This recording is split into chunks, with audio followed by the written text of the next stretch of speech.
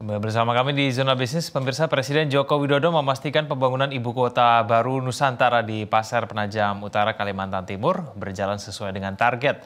Presiden bahkan yakin dapat menyelenggarakan upacara perayaan HUT RI ke-79 di IKN Nusantara.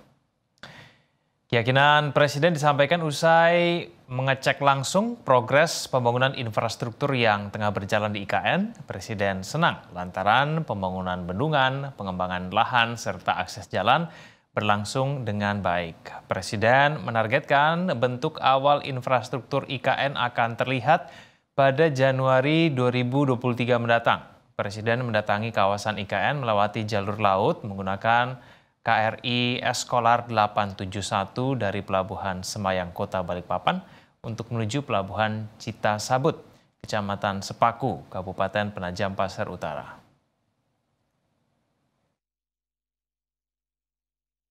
Saya kira ini progres yang baik.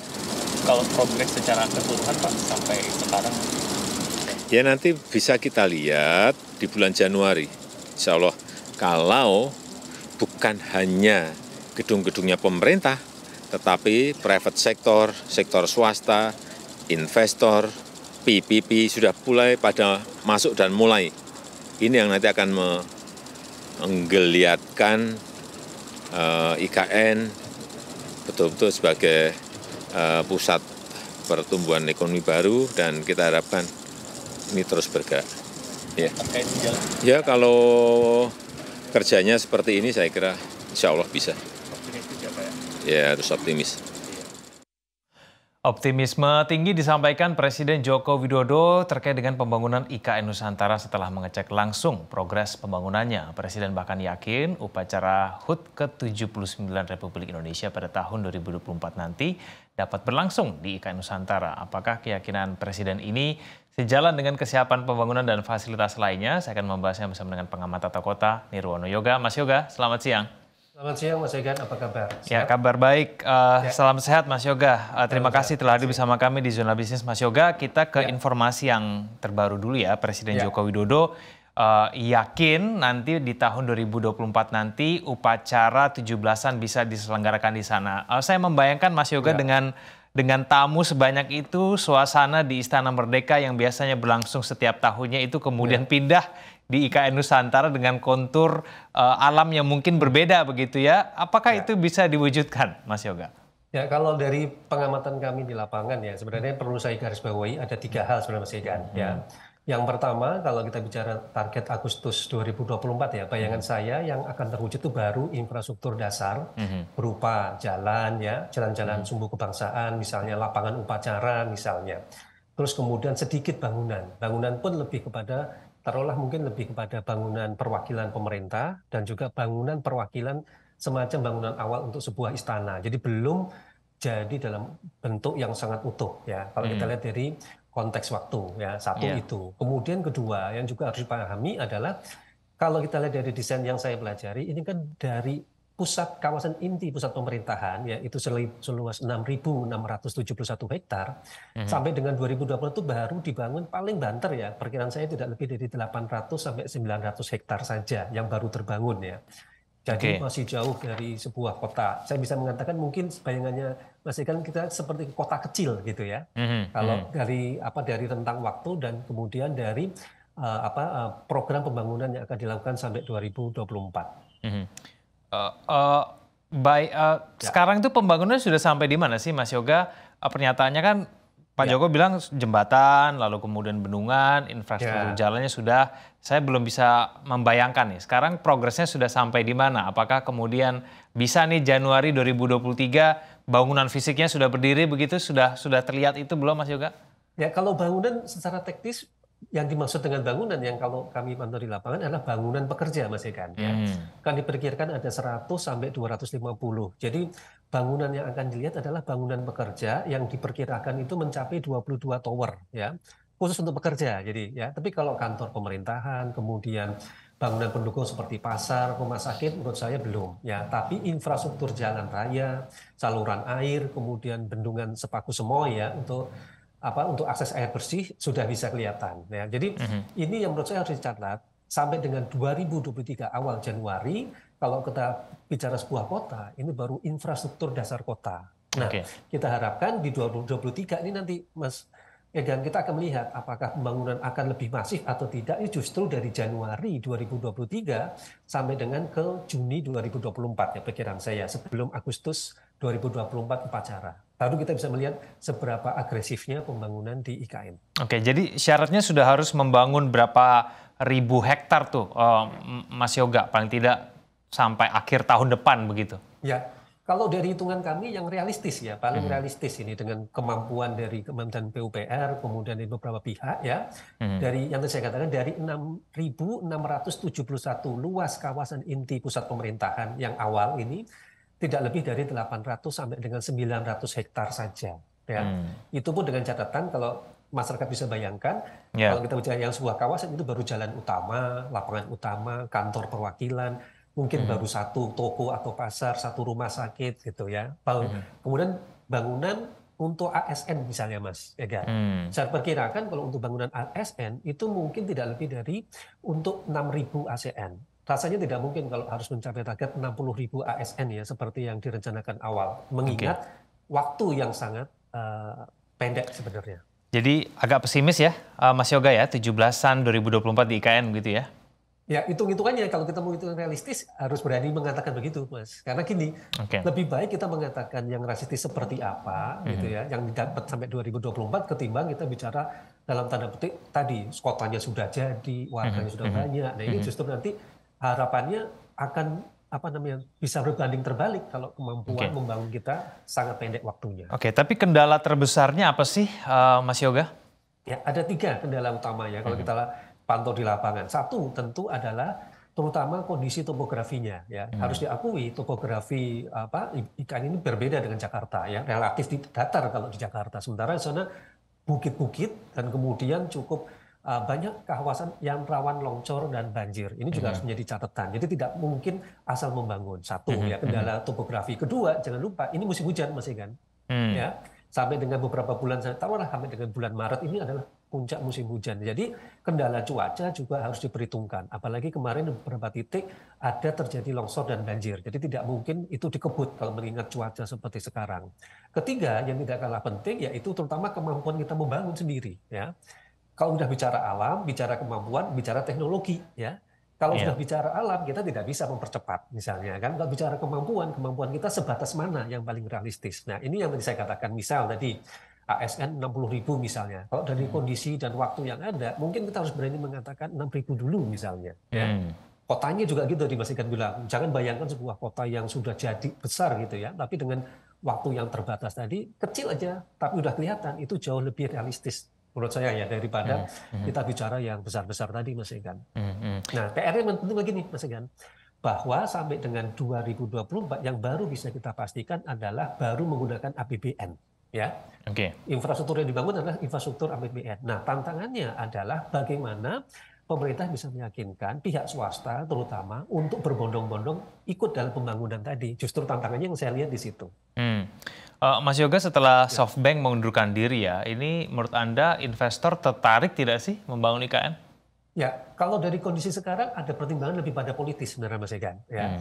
Nah, kalau saya lihat misalnya kalau kita baca minggu lalu, hari Selasa minggu lalu misalnya, Bapak Presiden kan sudah melakukan market sounding langsung ya, jajak pasar dengan sekitar 600 calon investor nasional. Nah, pertanyaan saya terutama adalah pasca acara tersebut, berapa investor yang benar-benar komit untuk serius membangun tahun 2023, 2024 Mas Egan. Itu baru bisa kita mengukur seberapa menariknya IKN bagi investor nasional dulu saja. Saya baru bicara nasional, kalau bicara internasional pasti banyak kendalanya ya, selain pertimbangan politik juga tentunya kepastian pembangunan di IKN.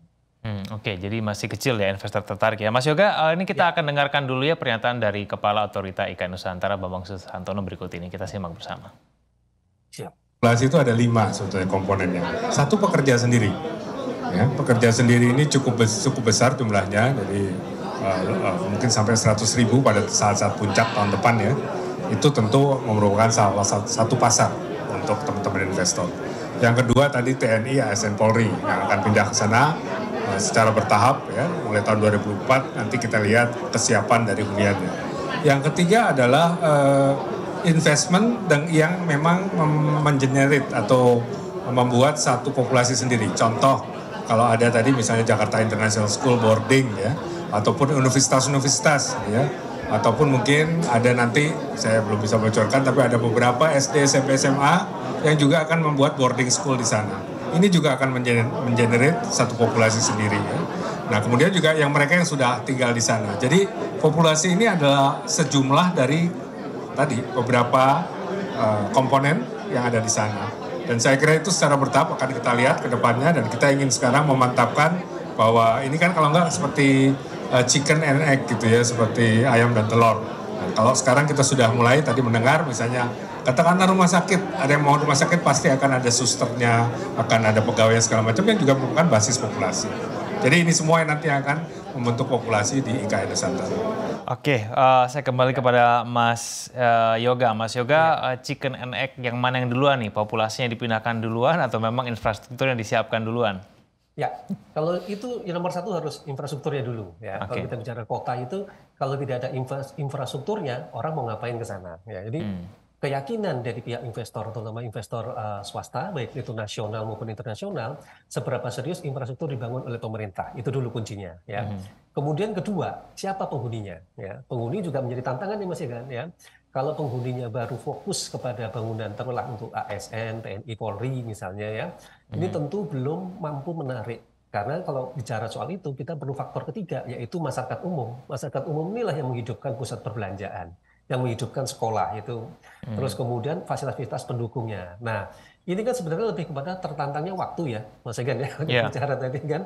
Kita realistis saja sampai 2024 ini, yang mana yang paling realistis untuk dibangun dan dikerjakan. Nah, menurut saya ini kuncinya di situ. Semakin serius pembangunan di IKN ya sampai dengan 2024, maka bisa dipastikan nanti pasca 2024 akan lebih menarik istilahnya ya. Tetapi kalau sampai 2024 istilahnya belum terbentuk sebuah kota kecil atau semacam kayak kota butik aja misalnya yang ada kehidupannya meskipun kecil, ini nanti akan menjadi tantangan bagi pasar apakah IKN tadi itu menarik atau tidak. Mas Joko, kenapa swasta belum tertarik? Kan sudah ada undang-undangnya, Pak Jokowi bilang begitu. Ya, itu tadi pertanyaan saya yang tadi saya lemparkan, bahwa bahkan minggu lalu misalnya Selasa minggu lalu di Jakarta ya, Pak Presiden langsung melakukan market sounding, jajak pasar kepada 600 investor ya. Nah, ini kan semestinya kalau kita melihat ketertarikan, harusnya pasca acara tersebut banyak kemudian investor yang akan segera melakukan pembangunan ya Mas. Tertarik menurut saya banyak ya, tetapi yang menurut saya lebih konkret lagi, ada nggak sampai dengan sekarang itu MOU diikuti dengan perencanaan dan dipastikan awal 2023 membangun. Nah, itu kuncinya di situ gitu. Kalau tertarik saya yakin banyak ya investor yang berminat ya, tapi kan kalau kita bicara berminat kan itu kan belum pasti Mas Egan. Ya kan? Nah, ini kuncinya. Semakin pemerintah melakukan pembangunan masif infrastrukturnya, gitu ya, berarti kan ini menunjukkan keseriusan.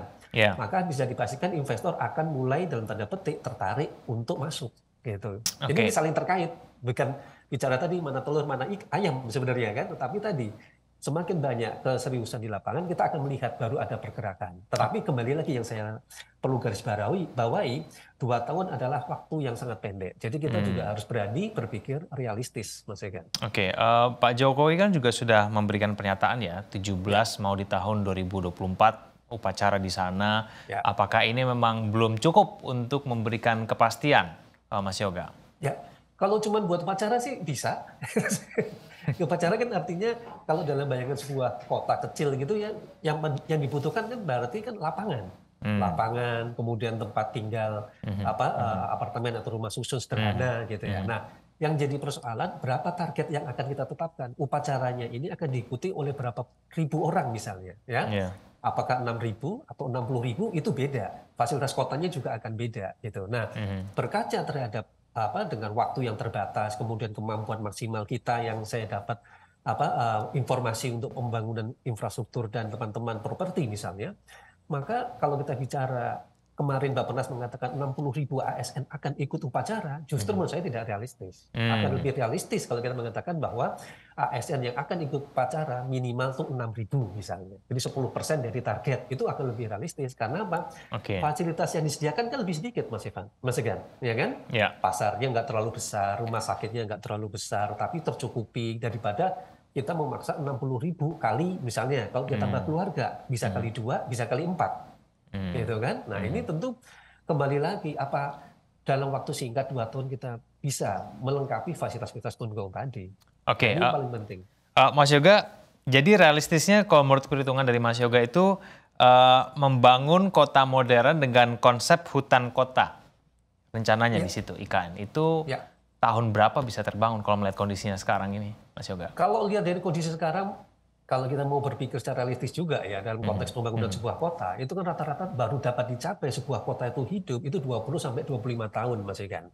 Jadi kalau kita bicara dalam jangka panjang, maka kita baru bisa melihat wujud sebuah kota di IKN Nusantara ini benar-benar jadi sebuah kota paling tidak di 2045. Itu baru kelihatan kehidupannya, baru kelihatan aktivitas sebuah kota yang benar-benar kota ya, bukan kota pemerintahan, tapi kalau kita bicara kota pemerintahan, kita akan berkaca misalnya kasus seperti di Putrajaya, di Canberra, Washington DC yang tidak terlalu hidup sebenarnya kalau kita fokusnya sebuah kota pemerintahan. Tapi kalau kita bicara sebuah kota dalam arti kotanya itu hidup banyak orang, maka itu tadi harus ada unsur non pemerintah yang menghidupi kota.